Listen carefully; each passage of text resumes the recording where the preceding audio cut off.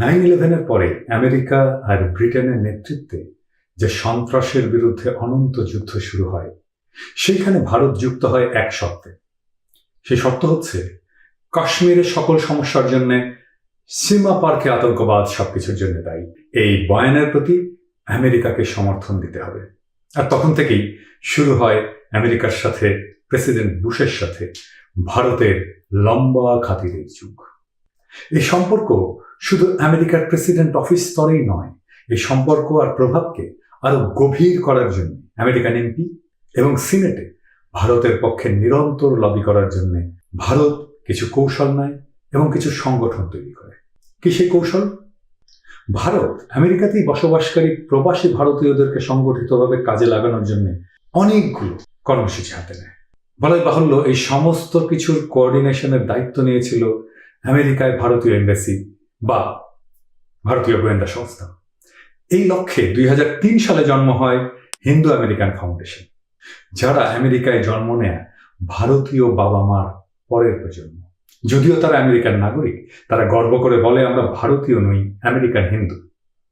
কিন্তু বাস্তবে এরা ভারত রাষ্ট্রের স্ট্র্যাটেজিক হাতিয়ার সংগঠন, ভারতীয় বিদেশ নীতির বাস্তবায়ক। তাদের মুরব্বীরা আছে তাদের পেছনে, কিন্তু তাদেরকে কেউ দেখে না।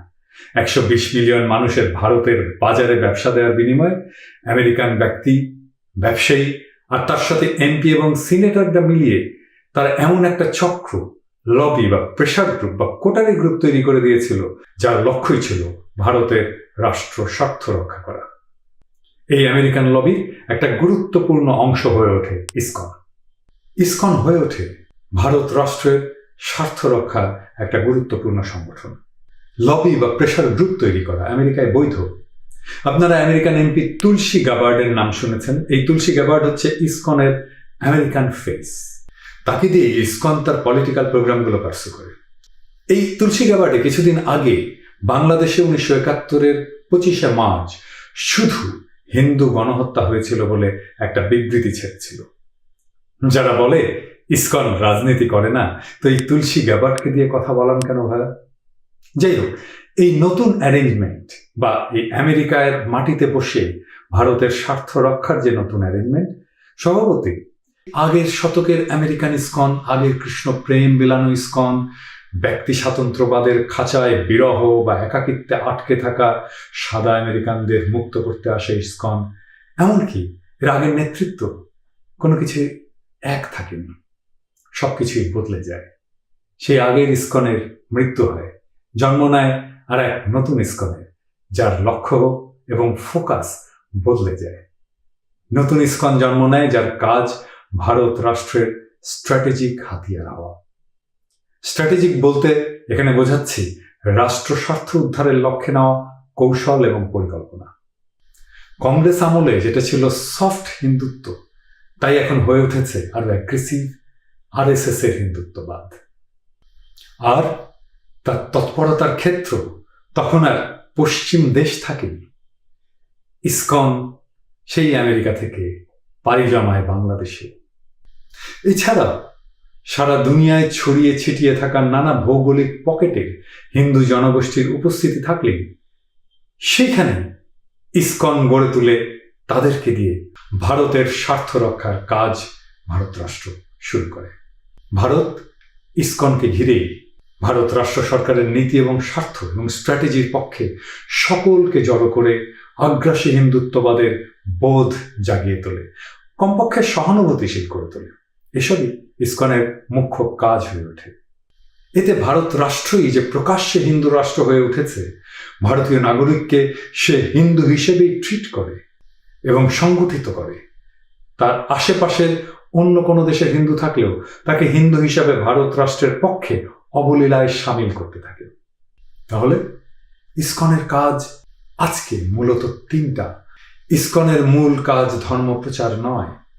1 নম্বর কাজ ভারত রাষ্ট্র সরকারের নীতি ও স্বার্থ এবং স্ট্র্যাটেজির পক্ষে সকল হিন্দুকে জড়ো করা, আগ্রাসী হিন্দুত্ববাদের বোধ জাগিয়ে তোলা এবং আগ্রাসী হিন্দুত্ববাদের বোধ যাদের মধ্যে জাগাতে পারবে না তাদের কমপক্ষে ভারতের হিন্দুত্ববাদী রাজনীতির প্রতি সহানুভূতিশীল করে তোলা। এটা ঠিক যে কোনো রাষ্ট্র তার স্ট্র্যাটেজিক স্বার্থ বিষয়ক নানা সিদ্ধান্ত অবশ্যই নেবে, আমাদের তাদের না করার কিছুই নেই। আর বলাই বাহুল্য, এই সিদ্ধান্ত আমাদের রাষ্ট্র স্বার্থের বিরুদ্ধেই যাবে, কারণ রাষ্ট্র মানেই স্বার্থ।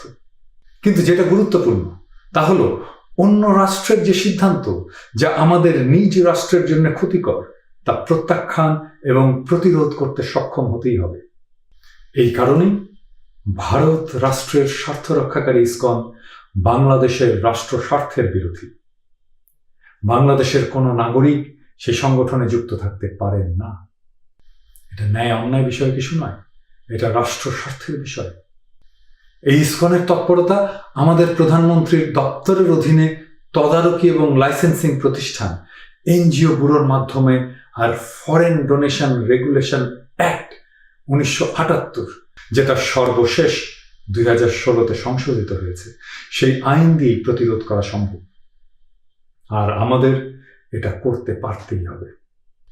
সবচেয়ে যেটা গুরুত্বপূর্ণ কথা, যেটা আমাদের সকলকে মনে রাখতে হবে, এমনকি হিন্দু সম্প্রদায়কেও মনে রাখতে হবে, সেটা হচ্ছে ভিন্ন রাষ্ট্রের স্ট্র্যাটেজিক প্রতিষ্ঠানকে আমরা আমাদের দেশে তৎপরতা চালাতে দিতে পারি না। বিদেশি এনজিও হিসেবে তো আরো নয়, তা আবার ধর্মপ্রচারের উছিলায়। এবার আসলে ইসকনের কি আসলে বাংলাদেশে দরকার আছে? এই প্রশ্নের উত্তরের জন্য আমাদের আগে দেখতে হবে আমেরিকায় কেন ইসকন জন্ম নিল। আমাদের মনে রাখতে হবে আমেরিকায় গিয়ে ইসকন জন্ম নিতে পেরেছিল মূলত একাকিত্বের আমেরিকান সমাজের শূন্যতার হাহাকার পূরণের জন্য। তাহলে ঠিক এই কারণেই বাংলাদেশ তার কাম্যভূমি হতেই পারে না, কারণ বাংলাদেশ পশ্চিম দেশ নয়। পশ্চিমে স্পিরিচুয়ালিটির ভ্যাকুয়াম আছে, বাংলাদেশে স্পিরিচুয়ালিটির ভ্যাকুয়াম নাই। বাংলাদেশে হিন্দুদের ধর্মীয় সংগঠন, হিন্দুদের আশ্রম, হিন্দুদের মন্দির, মন্ত্র জানা, শাস্ত্র জানা, বামন, পুরুত কোনোটারই কমতি ঘটেনি, কখনো ছিল না। বাংলাদেশের হিন্দুদের পূজা পার্বণ, হিন্দু নারীদের ব্রত, এমনকি বাঙালি সংস্কৃতিতে শ্রীকৃষ্ণ যেভাবে জড়িয়ে আছে, সেভাবে উত্তর ভারতেও চর্চা নেই শ্রীকৃষ্ণকে নিয়ে। তাহলে আমেরিকায় যে কারণে ইসকনের জন্ম, ঠিক সে কারণেই বাংলাদেশে ইসকনকে হিন্দুদের দরকার নেই। তাহলে ইসকনের জন্ম বাংলাদেশে কেন হলো? কারণ ওই যে আগেই বলেছি, ইসকন ভারত রাষ্ট্রের স্ট্র্যাটেজিক হাতিয়ার হিসেবে পুনর্গঠিত হওয়ার পর থেকেই বাংলাদেশে ভারতের রাষ্ট্রীয় প্রভাব বিস্তারের জন্যই এর জন্ম দেওয়ার প্রয়োজন দেখা দিয়েছে। তাই অন্তত এই একটা কারণে বাংলাদেশের সরকার ইসকনকে বিদেশি এনজিও হিসেবে এনজিও ব্যুরো থেকে রেজিস্ট্রেশন দিতে পারে না।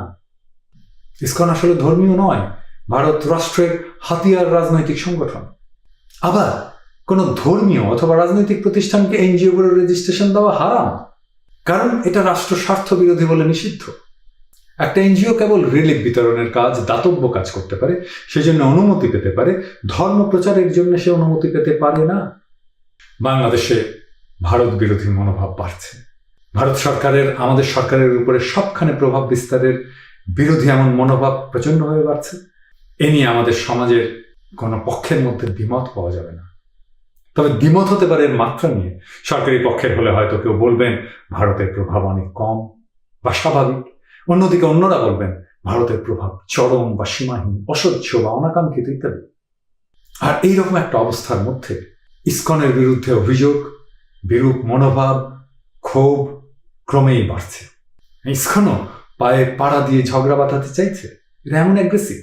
ইসকন সবার সামনে প্রথম চোখে পড়া শুরু করে 2016 সালে সিলেটের একটা সংঘাত থেকে। আর কিছুদিন আগে চট্টগ্রাম শহরের সরকারি স্কুলগুলোতে প্রসাদ খাইয়ে কৃষ্ণ নাম গাওয়ার ভিডিও ফেসবুকে প্রকাশ হয়ে পড়া থেকে। বাংলাদেশের আইনে ইসকনের মতো ধর্মীয় সংগঠনের তৎপরতা, বিদেশি অর্থ নিয়ে আসা এবং বিতরণের অনুমোদন জোগাড় করা খুবই কঠিন, বিশেষ করে ফরেন ডোনেশন রেগুলেশন অ্যাক্ট 2016-র কারণে। এই আইনে বিদেশি স্বার্থ প্রতিফলিত হয় এমন তৎপরতার উপরে সরকারের কড়া নিয়ন্ত্রণ এবং নজরদারি থাকে সেই জন্য। এছাড়া বাংলাদেশের আইনে বিদেশি ধর্মীয় এনজিও প্রতিষ্ঠানের বাংলাদেশে কোনো ধর্মীয় তৎপরতা চালানোটাই প্রায় অসম্ভব। আইন এমনভাবে করা যেন তারা কোনোভাবে ধর্মান্তকরণ করার কাজ করতে না পারে। ইসকন তো কৃষ্ণ প্রেম বেলাচ্ছে না, সে ভারত রাষ্ট্রের স্ট্র্যাটেজিক স্বার্থ বাস্তবায়নের পার্টনার। কোনো বিদেশি রাষ্ট্রের কোনো দাতব্য প্রতিষ্ঠান অন্য দেশে নিজ দেশের নীতি বা স্বার্থ বাস্তবায়নের জন্য অনুমতি পেতে বা চাইতেই পারে না। তার উপরে রাজনৈতিক এবং ধর্মীয় কাজের সংগঠনের রেজিস্ট্রেশন নেওয়া ছাড়াও বিদেশি অর্থ আনার কোনো অনুমোদনই পেতে পারে না।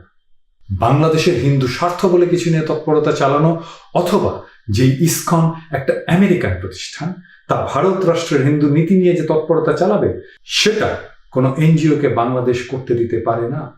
এটা আমাদের নিজের রাষ্ট্র স্বার্থ বিরোধী, বাংলাদেশের রাষ্ট্র স্বার্থ বিরোধী। আমাদের রাষ্ট্র এবং সরকারের প্রথম কাজটি হলো ইসকন কি হিসাবে রেজিস্টার্ড তা পরিষ্কার এবং সরাসরি জনগণকে জানানো।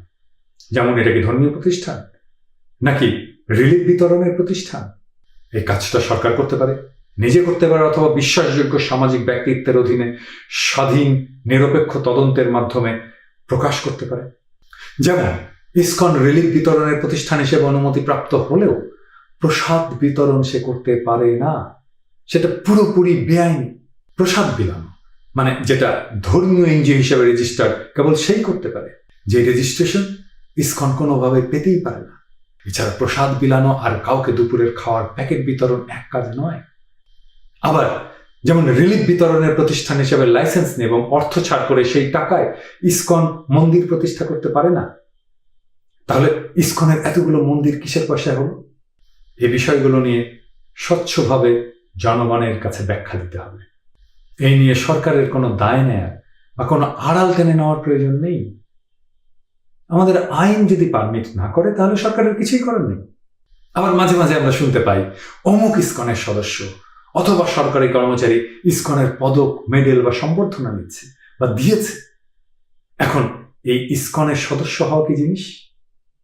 কোনো বিদেশি এনজিও এইখানে কাউকে ধর্মীয় দল, গ্রুপ বা প্রতিষ্ঠানের সদস্য বানানোর কার্যক্রম নিতে পারে কি? অবশ্যই না। এনজিও মূলত বস্তুগত জিনিসের দাতব্য প্রতিষ্ঠান হতে হবে, স্পিরিচুয়াল জিনিসের প্রতিষ্ঠান নয়। এনজিও করতে আসা চ্যারিটির কথা বলে কোনো ভাব বা ধর্মীয় রাজনীতির প্রচার করতে অনুমতি দেওয়া হয় না। বড়জোর সেটা সামাজিক সচেতনতা ধরনের কাজ, যেমন অধিকার বিষয়ক, দক্ষতা শেখানো, স্বাস্থ্য বা পরিবেশ বিষয়ক কাজ ইত্যাদি এরকম হতে পারে।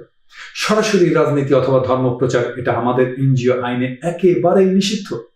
রেজিস্ট্রেশন পাওয়ার পরে কি কার্যক্রম নেবে, এর বিস্তারিত বর্ণনা, কোন খাতে কত অর্থ ব্যয় করবে ইত্যাদি সমস্ত ভবিষ্যৎ কার্যক্রমের বিস্তারিত সবকিছু কর্মসূচি আগেই এনজিওগুলোতে জমা দিতে হয়। তা দেওয়ার কথা। আর আমাদের গোয়েন্দা বিভাগ আছে, তারা তো আমাদের পেছনে ঘুরে বেড়ায়, এই সমস্ত কাজ তারা দেখবে না। তাদের এ সমস্ত সরেজমিনে যাচাই করে রিপোর্ট দিলেই তবেই সেই বিদেশি এনজিও অর্থ ছাড়ার অনুমতি পায়। আর এটার ব্যতিক্রম করলে সরাসরি রেজিস্ট্রেশন বাতিল সহ জেল, জরিমানার কথা লেখা থাকলেও সেটা প্রয়োগ হতে পারে। শেখ হাসিনা ইন্ডিয়ার সাথে বিশেষ খাতির রাখবেন, সেটা আপনার ব্যাপার। কিন্তু সেটা রাখতে গিয়ে আমাদের যা প্রচলিত আইন তা প্রয়োগ করা থেকে বিরত থাকা চলবে না। অথবা কান্নি কেটে আইনকে পাশ কাটিয়ে যাওয়ার তো কোনো দরকার নেই। যে কোনো রাষ্ট্র যার নিজের স্বার্থ তার নিজের দেশের আইনি সীমার মধ্যে বুঝে নেবে এবং মান্য করবে। এনজিও প্রসঙ্গে আমাদের প্রচলিত আইন যথেষ্ট স্বচ্ছ। কাজেই রেকর্ড স্পষ্ট রাখা আর সেসব রেকর্ড পাবলিকের জন্য খুলে দিলে সব জটিলতা থেকে পরিত্রাণ পাওয়া যাবে। বাংলাদেশের মানুষকে জানতেই হবে বাংলাদেশে ইসকন ঠিক কি করার অনুমতি পেয়েছে, কি হিসাবে অনুমতি পেয়েছে, কোন আইন, আর ইসকনের তৎপরতা দেশে আইনসম্মতভাবে চলছে কিনা। এমনকি ইসকনের নিজের উচিত আমার প্রশ্নগুলোর জবাব দেয়ার, কিন্তু সেই হিম্মত ইসকনের হবে কি?